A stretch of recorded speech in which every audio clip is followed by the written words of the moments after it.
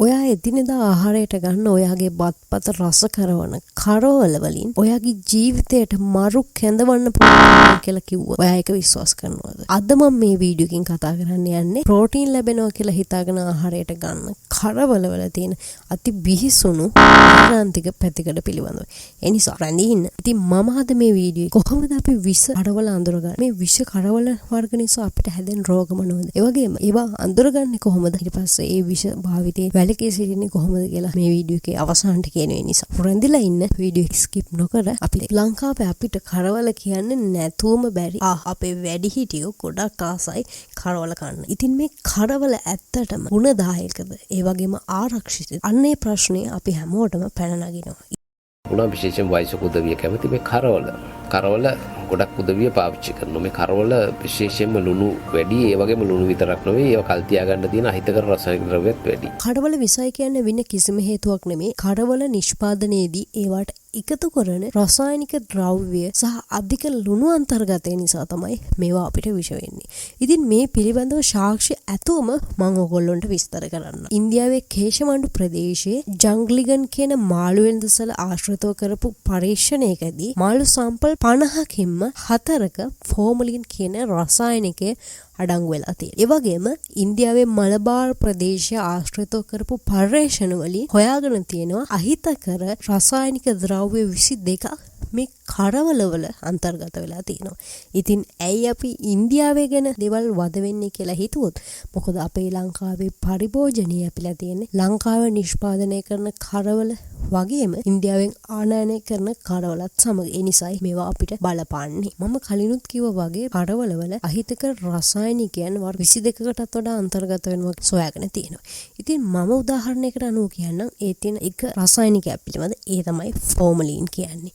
මේ ඉන්දියාවේ කේශමාණ්ඩු ප්‍රදේශයනොත් හොයාගෙන තියෙන්නේ මේ ෆෝමලින් කියන රසායනිකය මේකට අන්තර්ගත වෙලා තියෙනවා කියලා.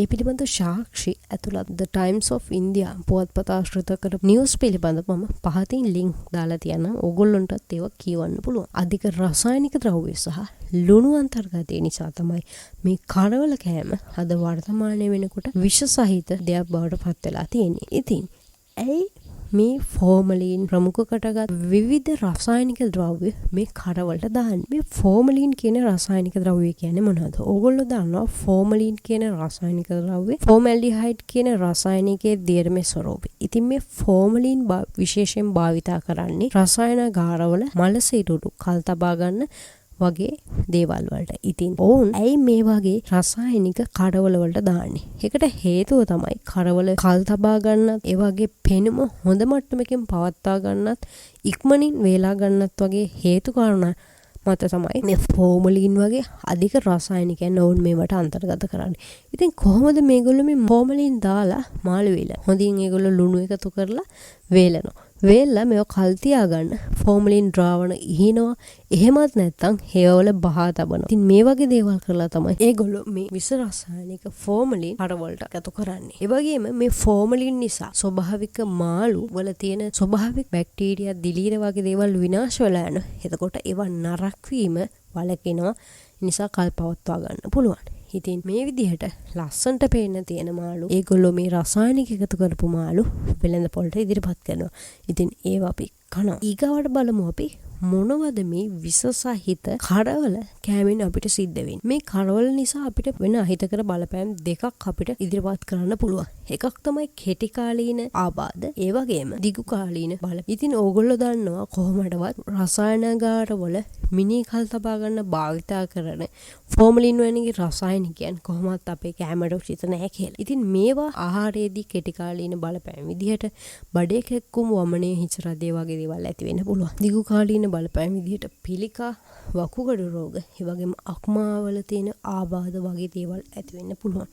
ඔයගොල්ලෝ වර්තමානයේ වෙනකොට දැකලා ඇති කිසිම හේතුවක් නැතුව, පැහැදිලි හේතුවක් කියන්න බැරුව ගොඩක් දෙනෙකු වකුගඩු රෝග ඒ වගේම පිළිකා රෝග වලට ගොදුරු වෙලා අවාසනාවන්ත විදිහට ජීවිතයට සමුදෙනවා. ඉතින් මේවා වලට හේතුව අපි දැන හෝ නොදැන හේතු වෙන්නේ මෙන්න මේ අපි කන විෂ සහිත ආහාර. එම නිසා විශේෂයෙන්ම වකුගඩු රෝගියෙක් රෝගී තත්ත්වය උත්සන්න කිරීමට මේ විෂ කරවල බලපානවා. එහෙම නැත්නම් ඒව දිගෙන් දිගටම ආහාරයට ගැනීමෙන් නිරෝගී පුද්ගලයෙකු පවා වකුගඩු වලට හානි වෙනවා විතරක් නෙමෙයි කලින් කිව්වා වගේම පිළිකා සහ අක්මාවට බලපෑම් වෙන්න පුළුවන්. ඊගවට වීඩියෝ එකේ වටිනාම කොටස තමයි අපි කොහොමද මේ රසායනික ද්‍රව්‍ය සහිත කරවල හඳුනාගන්නේ.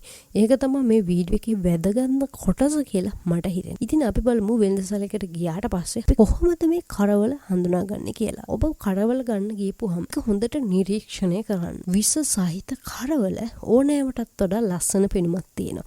බබලනවා. අලුත් ලස්සන පෙනුමක් තියෙනවා. මොකද ඒකට රසායනික ආලේපනයක් යොදලා නිසා සාමාන්‍ය කරවල වගේ නැහැ. සාමාන්‍ය කරවල දිලිසන ගතියක්, බබලන ගතියක්, ලොක්‍රෂ් ගතියක් නැහැ. නමුත් මේ විස රසායනික ද්‍රව්‍ය දාපුවා හොඳ දිස්නයක් සහිතව දක්නට ලැබෙනවා. දෙවෙනි එක විදිහට අපිට කරන්න පුළුවන් සුවඳ බලන්න පුළුවන්. අපි දන්නවා කඩේට ගියපුවම ගොඩක් අය කරවල ටිකක් නායට ලං කරලා ඔබලා බලලානේ ගන්න. ඉතින් අපිට පුළුවන් සුවඳ බලන්න. මේ ෆෝමලින් ඇතුළු මේ රසායනික ද්‍රව්‍ය සහිත කරවල වර්ගවල විශේෂ ගඳක් තියෙනවා. විශේෂ රසායනික ගඳක් තියෙනවා. විශේෂයෙන් සාමාන්‍ය මම ඔබට උදාහරණයක් විදිහට කියන්න ස්පිරිතාල ගඳක් වෙනවා. ඔබට එය හොඳ සංඥාවක් මේ කරවල අඳුරගන්න. ඔබේ කරවල ස්පිරිතාල ගඳක් එනවා නම් ඔබට මේක විස කරවලයක් බවට හඳුනා ගන්න පුළුවන්. සාමාන්‍ය කරවල ඇත්තටම තියෙන්නේ මුහුදු ගඳක්. සාමාන්‍ය හොඳ කරවල අපි අල්ලලා බැලුවොත් විෂ කරවල සමහර ඒවා ගොඩක් තෙතයි.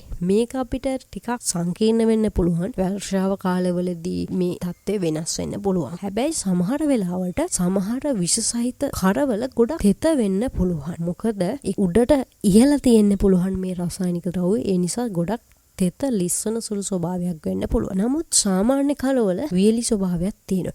නමුත් මේ සාධකයේ අපිට හොඳටම ගන්න බෑ. මොකද එය සැරින් සැරේ වෙනස් වෙන්න පුළුවන් නිසා. ඊට පස්සේ සමහර විට ඔබ කරවල ගෙදර ගෙනල්ලා බැලුවොත් සමහර විට ඔයගොල්ලෝ කරවල උණු වතුර එකට දාලා බැලුවොත් මේ සමහර විට ඒ වතුරේ රසායනික ගඳක් එනවා නම් ඒක තෙල් ගතියක් තියෙනවා නම් ඔබ හොදන්න දාපු වතුරේ මේකේ රසායනික ද්‍රව්‍ය අන්තර්ගත වෙලා තියෙනවා. දැන් අපි බලමු කොහොමද මේ විස රසායන යෙදු කරවල වලින් වළකින්නේ. අපිට කරන්න පුළුවන් දේවල් මොනවද කියලා. පළවෙනි එක තමයි විශ්වාසවන්ත වෙළඳුන්ගෙන් මිලදී ගන්න පුළුවන්. විශ්වාසවන්ත වෙළඳුන් කියන්නේ විවිධ පුද්ගලයෝ කරවල අරන් මන්නාරම් කරවල, කල්පිටි කරවල විදිහට එන්න. එහෙම එනකොට අපි කිසිම හෙවිල්ලක් බැලිල්ලක් නැතුව කරවල ගන්නවා නම් එතන පොඩි ප්‍රශ්නයක්. ඊගවට සාමාන්‍ය ලේබල් එකක් බලලා ගන්න පුළුවන්. සාමාන්‍ය සමහර කම්පැනි වගේ සමහර ලියාපදිංචි ආයතන තියෙනවා කරවල විකුණන්න. එහෙම නැතුව ලූස් තියෙන ඒවා ගැන අපිට වගවීමක් නැහැ. නමුත් ලියාපදිංචි කරලා ලේබල් ගහලා විකුණන කරවල තියෙනවා.